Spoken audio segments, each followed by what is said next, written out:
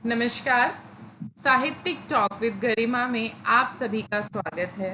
जैसा कि आप सभी जानते हैं, इस पटल पर हम हाजिर होते हैं प्रत्येक रविवार एक जाने माने साहित्यकार के साथ, जिनके साथ हम चर्चा करते हैं उनकी साहित्यिक यात्रा के बारे में।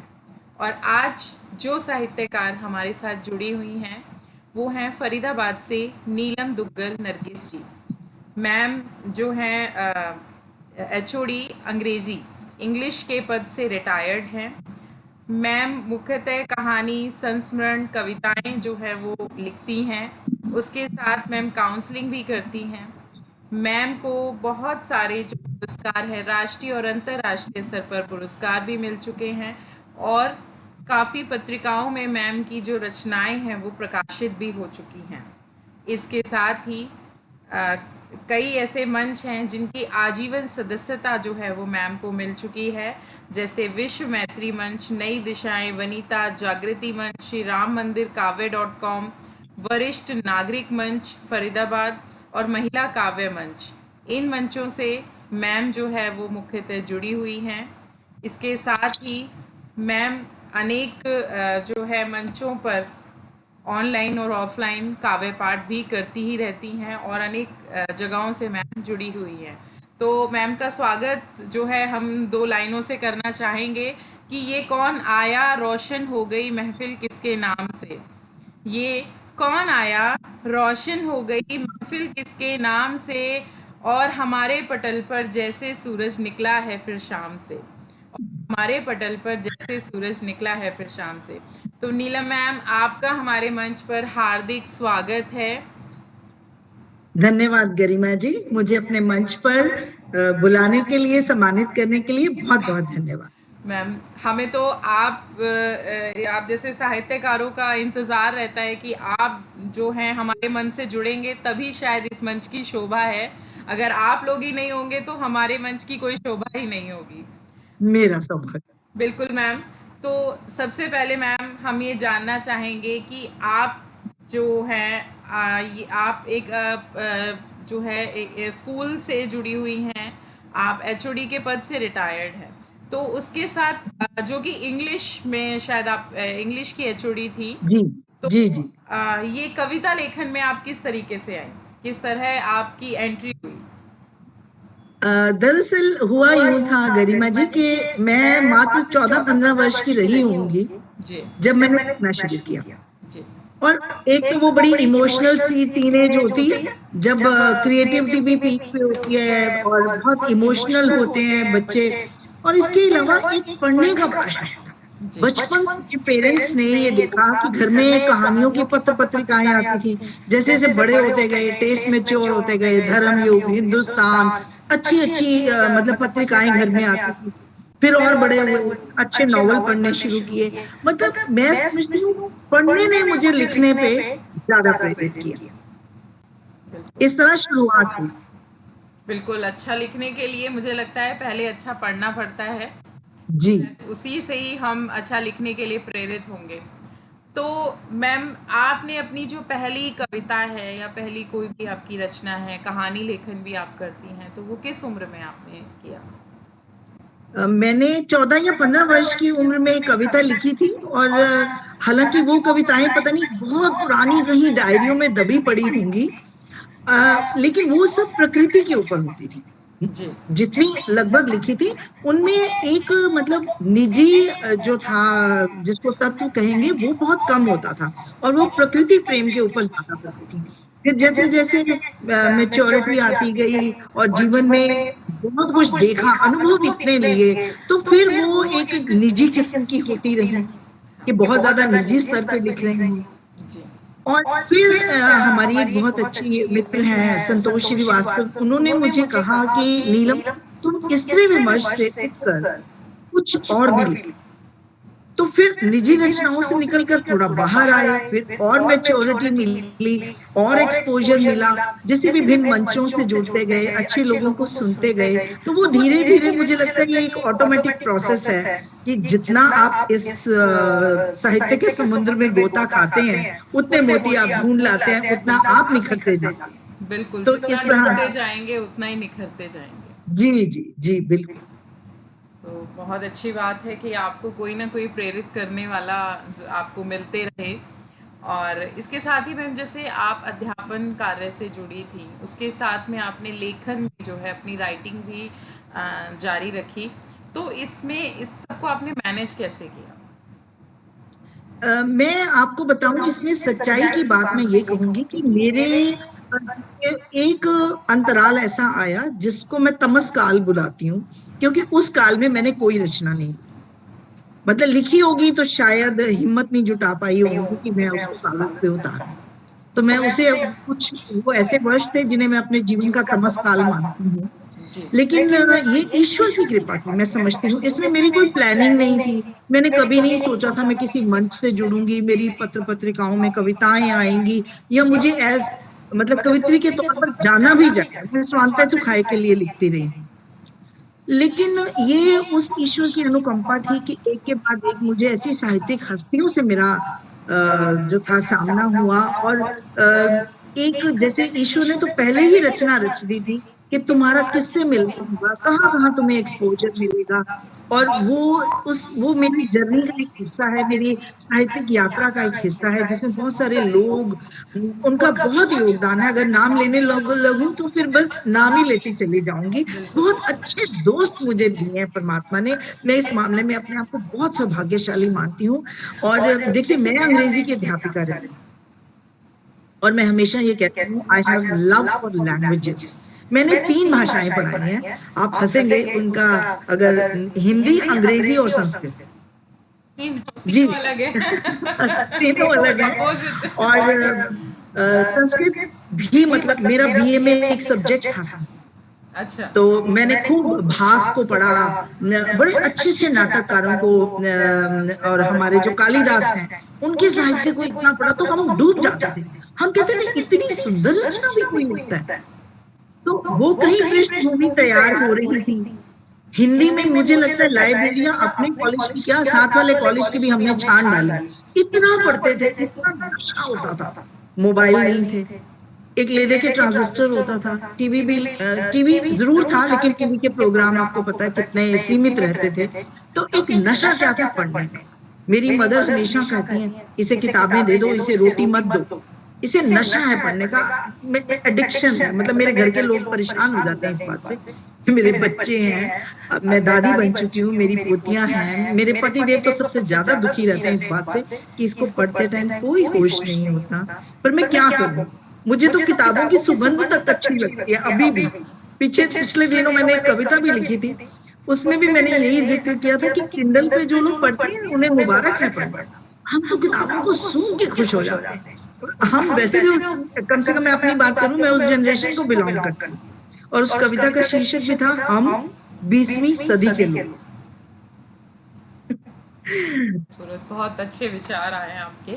और बिल्कुल सच बात है कि आजकल जो हमारे बच्चे हैं जो मोबाइल से पढ़ते हैं, जो मोबाइल एक बहुत अभिन्न अंग बन चुका है हमारे जीवन का, तो वो शायद जी, समझ पाएंगे कि बिना मोबाइल के हमने कैसे जीवन जिया है, हम कैसे जी, सब कुछ हमने मैनेज भी किया है, हमने पढ़ा भी है और हमने सीखा भी है। बिना गूगल के हमने सीखा है। तो बिल्कुल, बिल्कुल। हाँ, ये बच्चों को ये बताना लाइन भी है चाहिए। उसमें, बिना गूगल के बहुत कुछ जानने वाले लोग, हम 20वीं सदी के लोग। जी। यहाँ पे मुझे एक छोटी सी बात आपको बताती हूँ कि मैं, मेरा ख्याल है बीए फाइनल ईयर में रही होंगी या सेकंड ईयर में, डीएवी कॉलेज करनाल में थी मैं। जी। तो गालिब का दीवान होता था वहां, गालिब का दीवान, जिसमें मतलब वर्ड मीनिंग भी दिए होते। एक बार मैंने वो इशू करवाया मैम से। वो कहती इतना बड़ा ग्रंथ ये तुम घर कैसे लेके जाओगे। मैं कि मैम वो मेरी प्रॉब्लम, आप इशू कर दो। और उसको मैंने पूरा पढ़ा, गालिब का पूरा दीवान पढ़ा, और उसके लिए प्रिंसिपल से परमिशन लेनी पड़ी थी, क्योंकि वो स्टूडेंट्स को इशू ही नहीं होता था। बहुत अच्छी बात है। बिल्कुल मैं, किस्से हर किसी के अलग ही होते हैं और बहुत रोमांचक करने वाले आपके किस्से हैं कि पढ़ने का आपको इतना शौक है, और मुझे बहुत अच्छा लग रहा है बहुत, कि मैंने हाँ, तो ये बहुत सारी जानकर। पंजाबी की, अच्छा मेरे फादर की एक बार ट्रांसफर हुई। मेरे father excise and taxation officer रहे हैं, और उनकी हर 3 साल बाद ट्रांसफर होनी होती है। तो पहले जब पंजाब और हरियाणा एक थे, अभी डिवाइड हुए हैं बाद में, वो हमारी अमृतसर में भी पोस्टिंग हुई थी फादर की, तो मैंने पंजाबी भी सीखी वहां पे। हालांकि मेरा कॉन्वेंट स्कूल था, लेकिन Punjabi was one of the subject. तो मैंने पंजाबी के साहित्य को भी पढ़ा है और पंजाबी में कविता भी लिखी है, बहुत हिंदी में भी लिखी है, इंग्लिश में भी लिखी है। जी, बहुत अच्छा है। तो मैम, अब इतना आप पढ़ चुकी हैं, उसके बाद आपका लेखन भी इतना उम्दा रहा है, आप इतना बढ़िया लिखती हैं, इतना स्तरीय लिखती हैं। तो इसमें मैम आपके परिवारजनों का कितना सहयोग रहा? बस मैम ये वाली चिट्ठी मत खोलिए। मैम, साहित्यिक यात्रा में तो पूरी चर्चा होती है कि आप कैसे स्टेप बाय स्टेप बढ़ी। नहीं मैम, परिवार में किसी को दिलचस्पी नहीं है। मतलब मेरी मदर, मेरी सिस्टर्स को अच्छा लगता है और वो मेरी रचनाओं को खूब पढ़ते भी हैं, वीडियोस भेजूं तो देखते भी हैं, लेकिन समहाउ हमारी ये business family, typical Punjabi business family, तो किसी को कोई दिलचस्पी नहीं होती है। मेरी बहू जरूर अच्छा लगता है कि मम्मी बोलती हैं, पढ़ती हैं, लेकिन बाकी बेटों को और पतिदेव को नहीं दिलचस्पी होती। वो उन्हें लगता है कि ये कोई अलग दुनिया में बस वो अपना कुछ करती रहती है, इट्स ओके। तो उधर से नहीं मिलता है, पर वही है, फिर मुकम्मल जहां कभी नहीं मिलता। मुझे बहुत प्यारे प्यारे दोस्त ईश्वर ने दिए हैं, जो मेरी प्रेरणा भी बने, मेरे सहायक भी बने, तो इस सुखद यात्रा में उनका बहुत बड़ा योगदान। जी। तो मैम, जैसे अब मैं बिल्कुल समझ सकती हूँ कि परिवार का ज़रूरी नहीं है सकारात्मक उतना सहयोग मिल पाए, लेकिन एक चीज़ और है, हम लेखकों के साथ ऐसे होता है कि जो हम लिखते हैं, लोग कहीं ना कहीं हमसे उसे जोड़ कर देखते हैं। हम अच्छा, कभी कभी सुखद भी लिखते हैं एहसास, कुछ हम अपने बुरे एक्सपीरियंसेस, बुरे अनुभव भी हम अपने लेखन में लेकर आते बिल्कुल हैं, तो लोग बिल्कुल। हमें उससे रिलेट करके जो है वो देखते हैं। तो क्या आपके साथ भी ऐसा हुआ है कभी? जी बिल्कुल होता है, निरंतर होता है, और महिला लेखिकाओं के साथ, जो महिला लेखक है उनके साथ ज्यादा होता है। जी। जैसे ही महिला ने बहुत रोमांटिक लिख दी तो भी प्रॉब्लम है, बहुत दुखद लिख दी तो भी प्रॉब्लम है। मतलब इतनी जल्दी कंक्लूजन पे, निष्कर्ष पे लोग पहुंच जाते हैं। भाई जी। किसी और का दुख देख के भी देखो, कवि हाँ, संवेदनशील बिल्कुल। होता है, वो बिल्कुल। दूसरे के दुख से भी प्रेरित होकर लिखता है। और मैं अगर अपनी कहानियों की बात करूं, तो मेरी तो ज्यादातर कहानियां हैं ही मतलब सत्य घटनाओं पे आधारित। अपने ही आसपास इतना कुछ देख के ही मैंने उन पात्रों को लिखा, नाम जरूर चेंज कर दिए थे। और हम दूसरों की पीड़ा को भी तो उकेरते हैं, हम सिर्फ अपनी पीड़ा की बात थोड़ी करते हैं, ऐसे तो बहुत आत्म केंद्रित हो जाएगा कभी। जी, बिल्कुल। तो ये बड़ा, ये एक मुझे लगता है महिला लेखकों की एक बहुत बड़ी पीड़ा है, जो बिल्कुल जितने भी साहित्यकारों से ये चर्चा की है, तो ज़्यादातर सब यही बात, सबके साथ ये अनुभव रहे हैं कि उन्हें ज़रूर कहीं ना कहीं उस सबसे जोड़ कर देखा जाता है। आप कोई जी। रचना लिखते हैं, और आप अगर लेखक को नहीं जानते हैं, तो आपको वो रचना बेहद सुंदर लगेगी, खूबसूरत लगेगी, लेकिन जैसे ही आपको ये लगेगा कि ये मैंने लिखी है, आपने लिखी है, तो कहीं न कहीं उसके व्यक्तिगत जीवन से हम उसको जोड़कर देखेंगे। तो ये चीज़, ये मानव जो है स्वभाव है मेरे हिसाब से। यहाँ पुरुषों को जो है ना, वो इस चीज का लाभ मिल जाता है। हुँ। उनकी रचनाओं को इस तरह से नहीं परखा जाता जिस तरह की महिला लेखकों की रचनाओं को परखा जाता है। जी, बिल्कुल। उनके निजी जीवन के साथ नहीं जोड़ा जाता अक्सर, बल्कि कभी कभी तो हमारे पुरुष मित्रों ने बड़ी बोल्ड कविताएं भी लिखी, हाँ, बिल्कुल। लेकिन मतलब औरतों वो के लिए तो फेमस फिर हो वो जाते शुरू से ही हैं। मानदंड अलग रहे हैं ना। हाँ, वो फेमस हो जाते हैं प्रेम पर लिखकर, दुखों पर लिखकर, लेकिन हम जो है वो जज होती हैं। जी जी बिल्कुल बिल्कुल सही कहा आपने गरिमा जी, बिल्कुल बिल्कुल। सही। तो मैम, इसी बात पर आप एक अपनी कोई ऐसी रचना जो आपको बेहद पसंद है, वो सुना दीजिए हमारे व्यूअर्स को। जी जरूर मैं सुनाती हूँ, क्योंकि ये रचना सच में मेरे दिल के बहुत करीब है, क्योंकि ये, इसमें थोड़ा सूफियाना टच है इस रचना में मेरी। और मैंने अपने मुर्शिद को याद करते हुए ही ये कविता लिखी है, और बहुत जगह मैं इस कविता को पढ़ भी चुकी थी, जी। और वही मैं आपके सामने भी आज रखने जा रही हूँ। और एक इश्क जो है, जिसको खास से यंग लोग जो हैं वो इश्क से जोड़ते हैं, बस वही लड़का लड़की वाला इश्क काइंड ऑफ। तो लेकिन ऐसा नहीं होगा।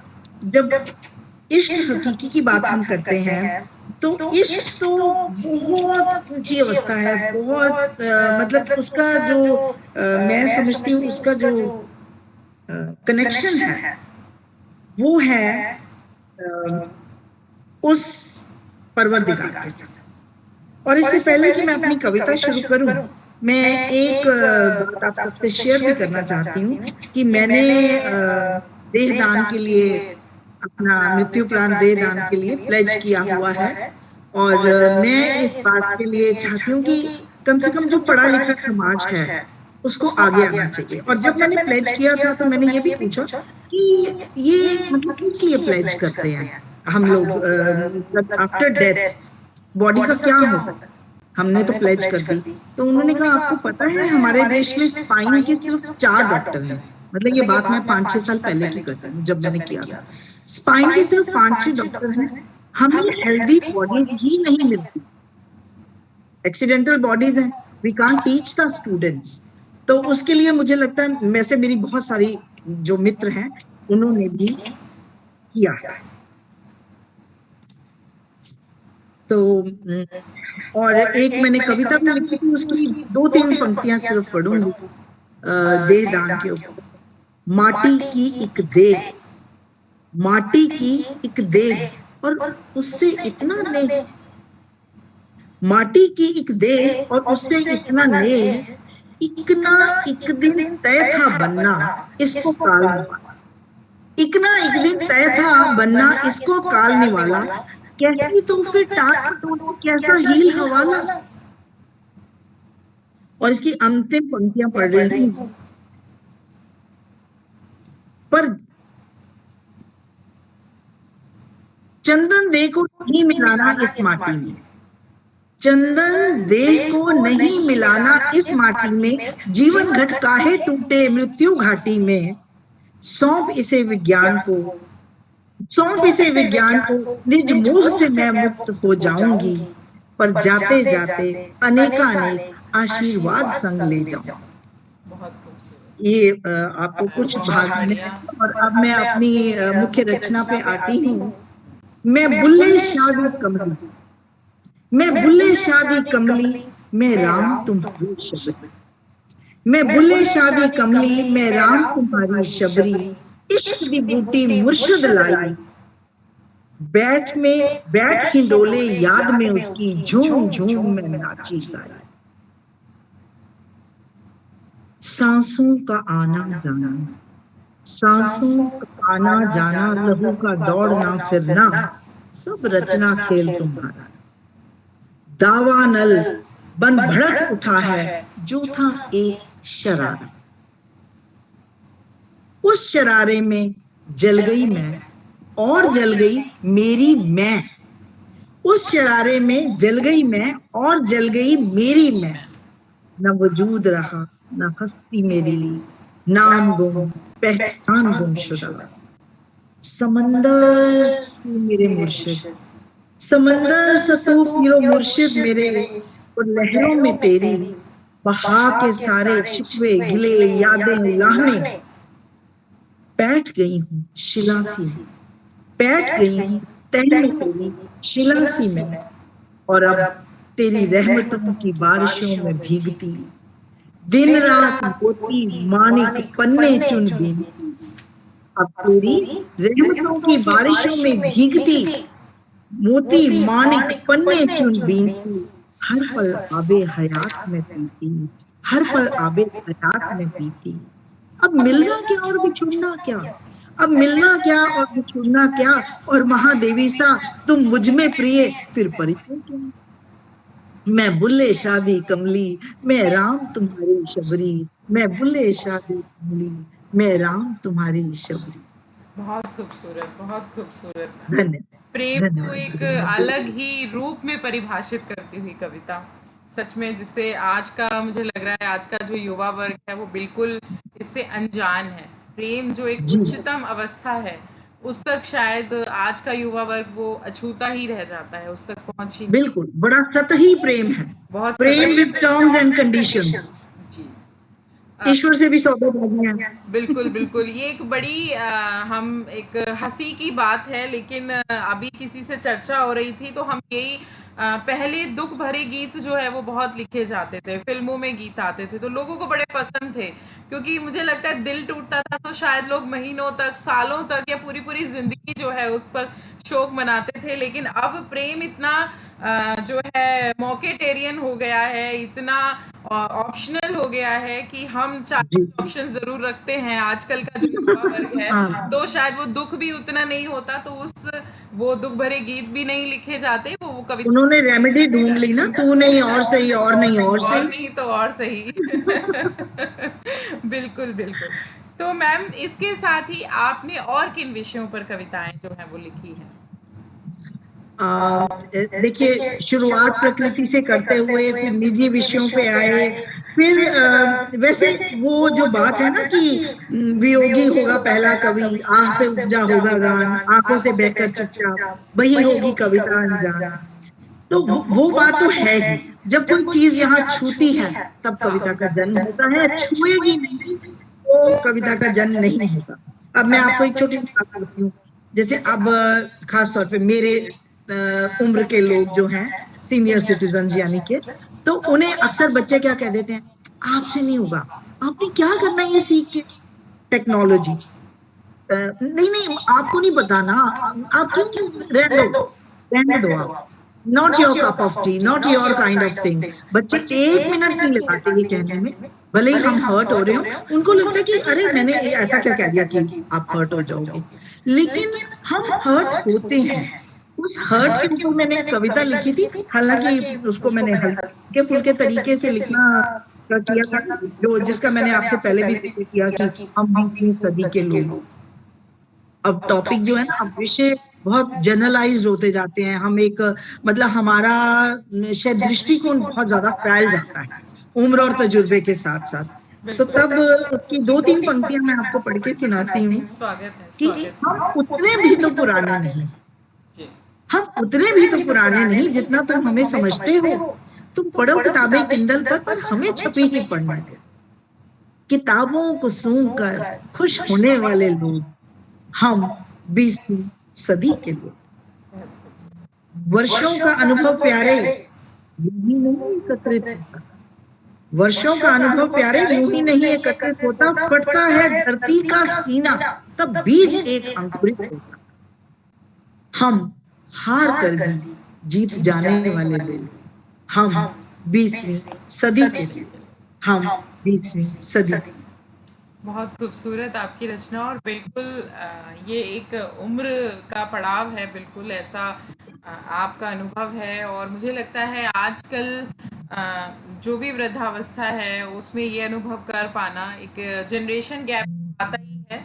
नई पीढ़ी जो है उसमें जोश है और पुरानी पीढ़ी के पास अनुभव है और लेकिन दोनों अगर मिलकर चलेंगे तो मुझे लगता है जीवन जी, और ज़्यादा जी, जी, जो है सुखमय हो सकता है, लेकिन नई पीढ़ी के पास शायद सब्र नहीं है और बिल्कुल, बिल्कुल बिल्कुल। पुरानी पीढ़ी शायद कहीं न कहीं समझने में फिर लैग कर जाती है। तो वो जो गैप जो आ रहा है, जनरेशन गैप जिसे कहते हैं, वो कहीं न कहीं इस पीड़ा की वजह है।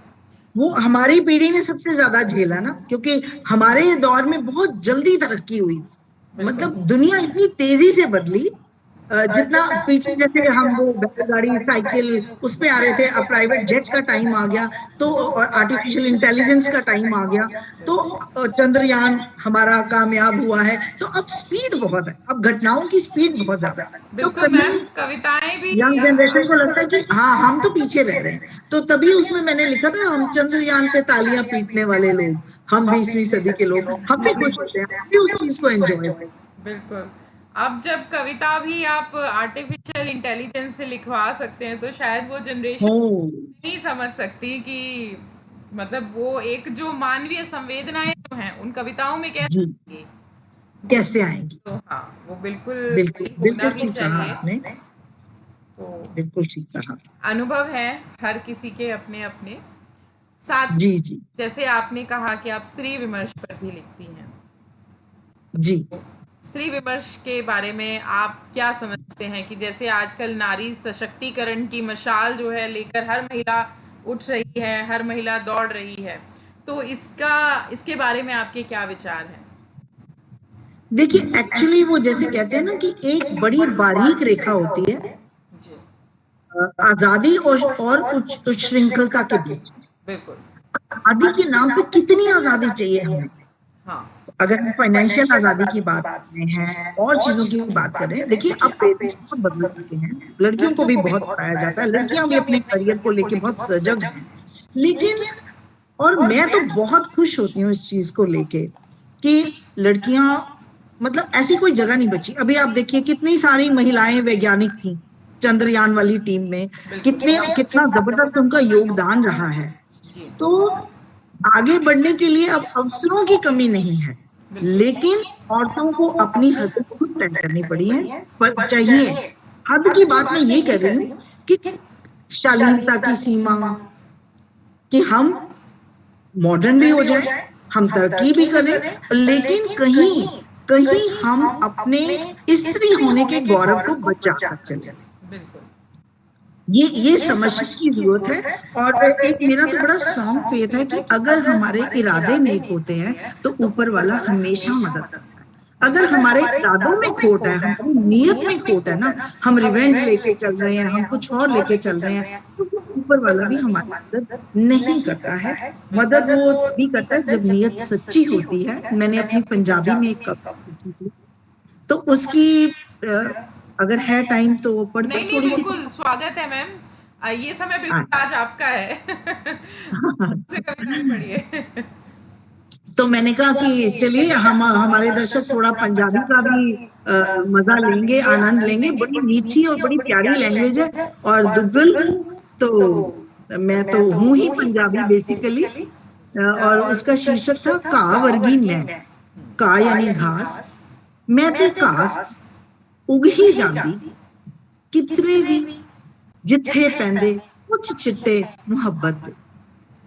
मैं ते घास ही उग ही जाती किधरे भी जिथे पैंदे कुछ छिट्टे मुहब्बत वर्गे। ਮੈਨੂੰ ਕਿੱਥੇ ਚਾਹੀਦੀ ਸੀ, ਮੈਨੂੰ ਕਿੱਥੇ ਚਾਹੀਦੀ ਸੀ ਖਾਦ, ਪਾਣੀ ਤੇ ਬਹੁਤ ਸਾਰੀ ਦੇਖਭਾਲ। ਮੈਂ ਤੇ ਰਿਸ਼ਤਿਆਂ ਦੀ ਗਰਮੀ ਨਾਲ ਹੀ ਲਹਿ ਲਹਾ ਉੱਠੀ। ਮੈਂ ਤੇ ਰਿਸ਼ਤਿਆਂ ਦੀ ਗਰਮੀ ਨਾਲ ਹੀ ਲਹਿ ਲਹਾ ਉੱਠਣਾ ਸੀ, ਜਮਾ ਲੈਣੀਆਂ ਸੀ ਜੜਾਂ ਆਪਣੀਆਂ, ਭਾਵੇਂ ਜਿਹੋ ਜਿਹੀ ਵੀ ਹੁੰਦੀ ਬਣੀ। ਪਰ ਹਾਏ ਨਸੀਬਾ ਭੈੜਾ, ਹਾਏ ਨਸੀਬਾ ਭੈੜਿਆ, ਮੇਰੇ ਤਾਂ ਚਾਰੋਂ ਪਾਸੇ ਸੀ ਚਿੱਕੜ, ਕਾਲਾ ਤੇ ਡਰਾਉਣਾ ਚਿੱਕੜ। ਪਰ ਘਾਹ ਸੀ ਨਾ ਮੈਂ, ਘਾਹ ਸੀ ਨਾ ਮੈਂ, ਤੇ ਘਿਸੜ ਦੇ ਜਾ ਪਹੁੰਚੀ ਉਸ ਕੱਚੀ ਜ਼ਮੀਨ ਤੇ ਜਿੱਥੇ ਸੋਹਣਾ ਨੀਲਾ ਅਸਮਾਨ ਸੀ ਤੇ ਅਥਾਹ ਅਨੰਤ ਜ਼ਮੀਨ ਸੀ। ਫਿਰ ਉਹਦੀ ਰਹਿਮਤਾਂ ਦੀ ਬਾਰਿਸ਼, ਫਿਰ ਉਹਦੀ ਰਹਿਮਤਾਂ ਦੀ ਬਾਰਿਸ਼ ਹੋਈ ਤੇ ਉਹਦੇ ਨੇਹ ਦੇ ਮੇਹ ਵਿੱਚ ਡੁੱਬਦੀ ਉਤਰਾਂਦੀ ਮੈਂ ਹੋ ਗਈ ਹਰੀ। ਉਹਦੇ ਨੇਹ ਦੇ ਮੇਹ ਵਿੱਚ ਡੁੱਬਦੀ ਉਤਰਾਂਦੀ ਮੈਂ ਹੋ ਗਈ ਹਰੀ ਭਰੀ। ਹੁਣ ਵੀ ਦੱਬੀ ਜਾਂਦੀ ਕਈ ਵਾਰੀ ਪੈਰਾਂ ਥੱਲੇ। ਘਾਹ ਨਾ ਮੈਂ, ਹੁਣ ਵੀ ਦੱਬੀ ਜਾਂਦੀ ਹਾਂ ਕਈ ਵਾਰ ਪੈਰਾਂ ਥੱਲੇ, ਪਰ ਕਾਇਮ ਹੈ ਸੋਹਣਾ ਵਜੂਦ ਮੇਰਾ। ਮੈਂ ਹੁਣ ਝੁੰਮਦੀ ਲਹਿਰਾਂਦੀ ਝਾਂਜਰਾਂ ਛਣਕਾਂਦੀ ਪੱਬਾਂ ਭਾਰ ਨੱਚਦੀ ਮੁਟਿਆਰ ਵਾਂਗੂ ਹੋ ਗਈ, ਮੁਟਿਆਰ ਵਾਂਗੂ ਹੋ ਗਈ, ਮੁਟਿਆਰ वांगू हो गई। बहुत खूबसूरत, बहुत खूबसूरत मैम। बहुत ही प्यारी रचना और बिल्कुल स्त्रियों के वजूद को जो है दर्शाती ये रचना कि स्त्रियां चाहे कितनी दबी कुचली रहें, कितना ही उनको दबाया जाए, लेकिन वो प्रेम की थोड़ी सी फुहार से ही वो फिर से लहरा उठती हैं। बहुत ही खूबसूरत बिल्कुल, रचना है। बहुत अच्छे से आपने कविता के निष्कर्ष पे आप पहुंची हैं गरिमा जी, बहुत बढ़िया। बहुत खूबसूरत मैम, मुझे आपकी ये रचना बहुत ही प्यारी लगी। तो मैम आप जब इतना खूबसूरत लिखती हैं तो कभी आपका मन नहीं हुआ कि आपको अपनी पुस्तक निकालनी चाहिए, आपको इन सब का संकलन करके एक इसको किताब का रूप देना चाहिए? दरअसल मेरे दोस्तों ने मुझे बहुत बार कहा है, मैंने संस्मरण बहुत सारे लिखे, तो कुछ ने कहा आप आत्मकथा लिखिए, लिखनी भी शुरू की थी और उसका शीर्षक भी माशाल्लाह ढूंढ लिया कि और नदी बहती रही। हाँ, कि जिंदगी बहुत में बहुत खूबसूरत। रुकावटें आई हैं और नदी बहती रही है फिर भी। ये उस ऊपर वाले की बड़ी दया रही। लेकिन कविता लिखने के लिए एक जो आजकल सब टेक्नोलॉजी वाली हो गई, आप पहले अपनी पेन डाउन एक इतने पेजेस बनाइए, then you go to the publisher, और मुझे ना कहीं लगता है कि इसमें तो कुछ भी आर्टिस्टिक नहीं है। तो मतलब मैं प्रकाशक के पास जा रही हूँ, फिर ये कर रही हूँ, वो कर रही हूँ, हालांकि मेरे दोस्तों की इतनी इतनी किताबें छपी हैं, हैट्स ऑफ टू दोस्त पीपल। बस मैं यहाँ पे आलसी, मतलब आलस इज द ओनली वर्ड जिसको मैं अपनी वजह बताऊंगी कि मेरा कोई संकलन नहीं आया। हाँ, विभिन्न संकलनों में छपती नहीं रही। मैम, लेकिन आपकी रचना इतनी स्तरीय और इतनी उम्दा होती है, तो मेरा ऐसा मानना है, मुझे तो बहुत खूबसूरत लगती हैं आपकी रचनाएं, तो आपको एक संकलन जरूर निकालना चाहिए। और बहुत भगवान बहुत करे धन्यवाद गरिमा आपका, जी, और आपकी भगवान करे प्रेरणा के लिए भी बहुत धन्यवाद। भगवान करे आपका संकलन जल्दी आए, और अगली बार जब हम मिलें तो आपके जो है पुस्तक उसकी परिचर्चा के लिए मिले, और वाह, बहुत खुशी बहुत होगी, उसके लिए शुक्रिया। मैं आपको पहले से ही शुभकामनाएं देती हूँ कि ऐसा जरूर धन्यवाद, हो। बहुत बहुत धन्यवाद। जी। तो मैम आगे जो है हम ये जानना चाहेंगे, आप जो है अनेकों मंचों से भी जुड़ी हुई हैं, तो उनके आप बारे में अगर आप कुछ बताना चाहें। देखिए, जो फरीदाबाद के बहुत सारे लोकल मंच हैं, जैसे जी। उसमें मैं जुड़ी हुई हूँ। हमारी कभी ऑफलाइन गोष्ठी होती हैं, कभी ऑफलाइन होती हैं। जैसे एक भोपाल का है, ये वनिता जागृति मंच है। देन एक भोपाल में ही हमारी मित्र है, लेकिन उनके बहुत सारे विश्व मैत्री मंच से चलते हैं। जी। उस, मैं समझती हूँ, मंच का बहुत बड़ा योगदान मेरी इस यात्रा में, क्योंकि मैं लिखना जैसे भूल चुकी थी, तो संतोष जी मुझे उस तमस काल से बाहर खींच के लाए, और उनसे मुलाकात भी एक बड़ी, मतलब उनकी कहानी पढ़ी और उन्हें फोन कर दिया कॉन्ग्रेचुलेट करने के लिए कि आप बहुत अच्छा लिखती हैं। वाह। और बस बातों बातों में सिलसिला कहाँ पहुंचा। उनके साथ मैंने 2 यात्राएं की। वो हर साल अंतर्राष्ट्रीय और राष्ट्रीय स्तर पर 2 ट्रिप लेके जाते हैं। तो उनके साथ मैंने राष्ट्रीय ट्रिप किए, एक बार गुजरात का, जहाँ गुजरात यूनिवर्सिटी में मुझे हिंदी भाषी कवित्री वो मानती हैं, क्योंकि मैं इंग्लिश की टीचर हूँ। तो वहाँ गुजरात यूनिवर्सिटी में मुझे पुरस्कार दिया गया, और बहुत बड़े नामचीन हस्तियों के बीच में। और एक मध्य प्रदेश का उन्होंने ट्रिप हमें करवाया। इसके अलावा नई दिशाएं हैं, उसकी भी मैं आजीवन सदस्य हूँ। एक बड़ी अच्छी बात क्या है कि मंचों से हम अब कोविड के दौरान ऑनलाइन जुड़े रहने का एक, जैसे ना, एक ट्रेंड सा हो गया, एक प्रचलन हो गया, लेकिन उससे हमने बहुत कुछ सीखा। देखिए, अभी 2-3 दिन पहले की बात है, दोही, दोहा हम सबको पता है, दोही बड़े कम लोग जानते हैं कि दोही भी एक विधा है। तो हमारा वो मंच बहुत अच्छा है। मैं ज़रूर उसका ज़िक्र इसलिए करती हूँ क्योंकि उसमें हर हफ्ते हम एक नई विधा भी सीखते हैं। कभी-कभी एक कहानी लगाई जाती है, उसपे सब विचार-विमर्श कर रहे हैं, और उसमें सिर्फ तारीफ नहीं होती है कि एक ने पढ़ा और सब तारीफ कर रहे हैं। नहीं, ऐसा नहीं होता, उस पर भी विचार-विमर्श होता है। कभी-कभी ऑनलाइन कथा गोष्ठी होती है। तो उससे मतलब बहुत कुछ सीखने को मिला मुझे विभिन्न मंचों से, और मैं तो उनकी आभारी हूँ कि हाँ, ठीक है, आजकल समय अभाव के कारण कभी-कभी थोड़ा दिक्कत हो जाती है। इतना एक्टिव नहीं हम रह पाते, बट थैंक्स टू टेक्नोलॉजी, एक फिर से ये कहना चाहूँगी कि अब, और कोविड ने हम सबको सिखा दिया, हमें नहीं आता था ज़ूम एंड ऑल दैट, ये वो, कहाँ कुछ ऑनलाइन कुछ होता ही कहाँ था। मुझे तो ऑनलाइन पेमेंट करनी भी उसी दौरान सीखी, और इतना कुछ सीखा, और मैक्सिमम तो अपने स्टूडेंट से ही सीखा। वो यंग बच्चों को बड़ा अच्छा लगता है कि अच्छा, टीचर को नहीं आता, जी हम सिखा देते हैं। मेरे अपने बच्चे तो बहुत इम्पेशेंटली सिखा देंगे, क्या है मम्मी, आपको समझ नहीं आ रहा, काइंड ऑफ होता है बच्चों में। मम्मियों को तो सब फॉर ग्रांटेड लेते हैं, लेकिन स्टूडेंट बड़े प्यार से सिखाते हैं, और मैंने बहुत कुछ सीखा। आज मेरे हस्बैंड हैरान होते हैं कि मैं इतना कुछ कैसे जानती हूँ, but all thanks to my students, my young students, 12th के बच्चे। और आज जैसा कि शिक्षक दिवस है, तो बिल्कुल हम इस पर कर सकते मैं उनको ट्रिब्यूट दे रही हूँ, मैं तो अपने बच्चों को ट्रिब्यूट दे रही हूँ कि मैंने बिल्कुल अपने स्टूडेंट से बहुत कुछ एक सीखा। शिक्षक जो होता है वो सही अर्थों में तभी शिक्षक है जब आजीवन वो सीखता रहे, जो वो सीखने के लिए उत्सुक रहे, तत्पर रहे। तो आप मैं जी तुम्हें बिल्कुल। जो है एक शिक्षक है, लेकिन हम ज़रूरी नहीं है कि हम सिर्फ सिखाते हैं, लगता है हम अपने जी विद्यार्थियों से सीखते भी हैं। आज का जी समय ऐसा है, बिल्कुल हम अपने विद्यार्थियों से सीखते हैं। तो बिल्कुल और कोई बुराई नहीं है सीखने में। मैंने तो आज अपने स्टेटस पे यही डाल रखा है कि everyone is a teacher and A learner at the same time. पूरी जिंदगी हम सिखाते भी हैं और सीखते भी हैं, ये तो एक निरंतर यात्रा है।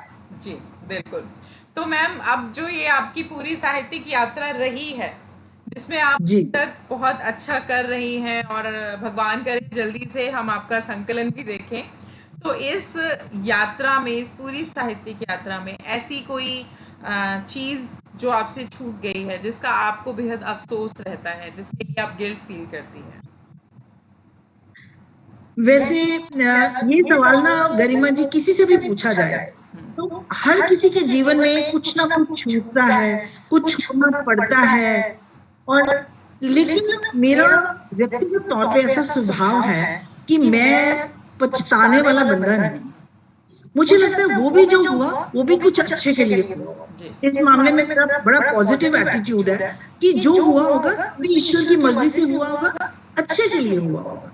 और जो अब हो रहा है वो भी अच्छे के लिए हो रहा है। So no regrets in life. बिल्कुल, बहुत जो अच्छी हो रहा बात है है। उसकी रजा में है। बिल्कुल, कोई रिग्रेट्स ही नहीं है। तो जी अच्छी बात है। तो इस पूरी साहित्यिक यात्रा में मैम आपने क्या सीखा?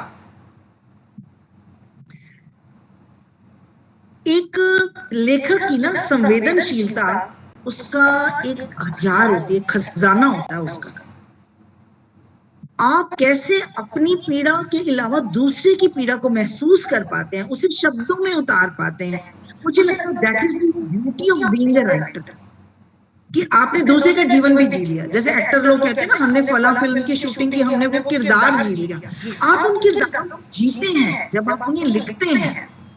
और सचमुच कभी आप वेदना से गुजरते हैं, कभी आप उस शख्स की चिंताओं से गुजरते हैं जिसके बारे में आप लिख रहे हैं। तो that is the beauty of.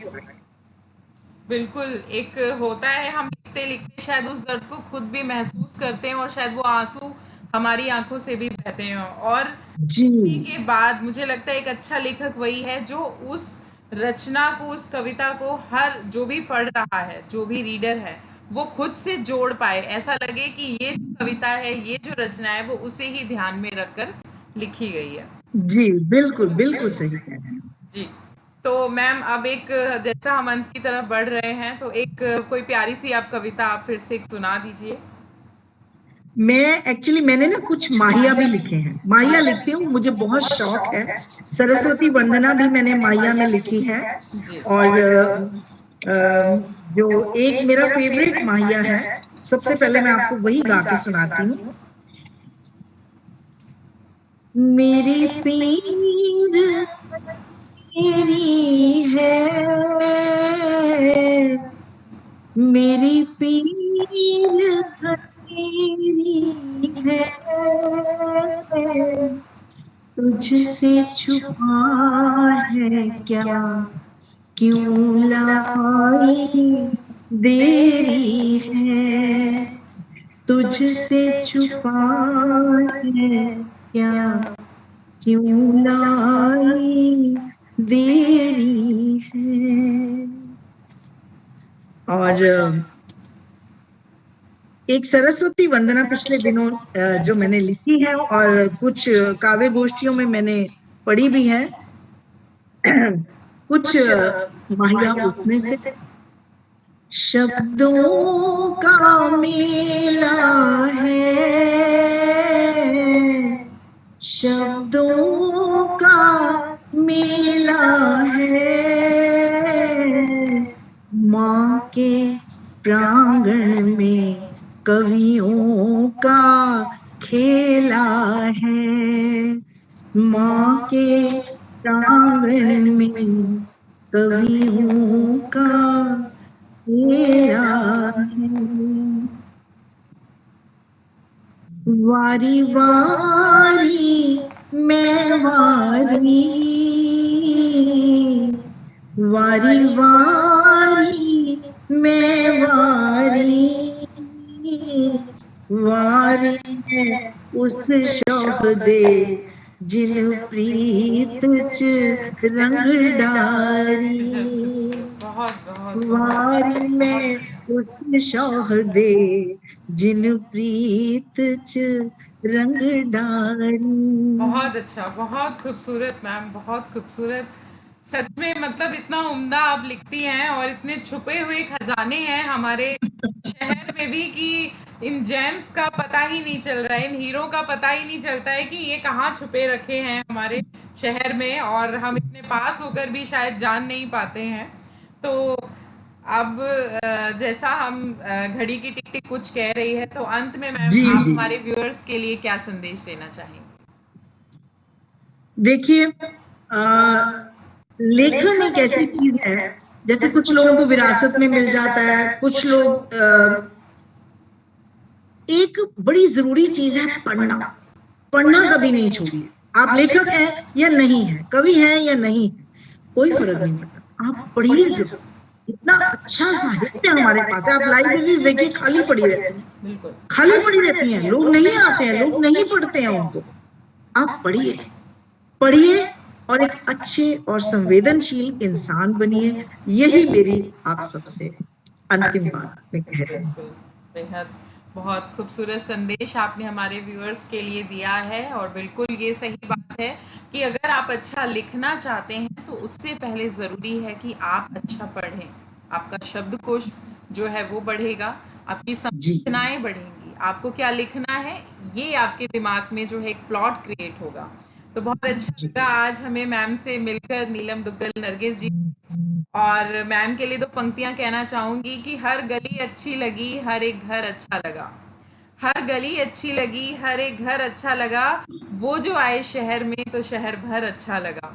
वो जो आए हाँ शहर हाँ में तो हाँ, शहर भर बेनजीर, अच्छा लगा। बहुत आज बढ़िया गरिमा जी, मुझे भी आपसे बात करके बहुत अच्छा लगा। बहुत मैं बहुत धन्यवाद। बिल्कुल बहुत अच्छा लगा, और बहुत प्यारा ही अनुभव रहा आज हमारा मैम के साथ। और मैं इतने बिजी शेड्यूल में से आज मैम पूरा दिन बहुत बिजी भी रही हैं, और मैम के आने वाले दिन भी बहुत बिजी हैं, लेकिन फिर भी जी मैम ने हमारे मंच के लिए समय निकाला। तो मैं मैम का बहुत बहुत आभार प्रकट करना चाहती हूँ कि आप हमारे मन से जुड़ी और आपने अपनी साहित्यिक यात्रा के बारे में जितने भी अनुभव है वो हमसे साझा किए। इसके लिए फिर से मैम आपका एक बार मेरी खुशी थी। धन्यवाद। धन्यवाद गरिमा जी, और धन्यवाद। अब क्योंकि विदा लेने का समय आ गया है, तो हम अपने व्यूअर्स से विदा लेते हैं अगले रविवार तक के लिए, जहां हम फिर से हाजिर होंगे एक जाने माने साहित्यकार के साथ और चर्चा करेंगे उनकी साहित्यिक यात्रा के बारे में। हमारा ये प्रोग्राम आपको कैसा लगा, प्लीज़ कमेंट करके ज़रूर बताइए। तब तक के लिए स्वस्थ रहे, मस्त रहे। धन्यवाद।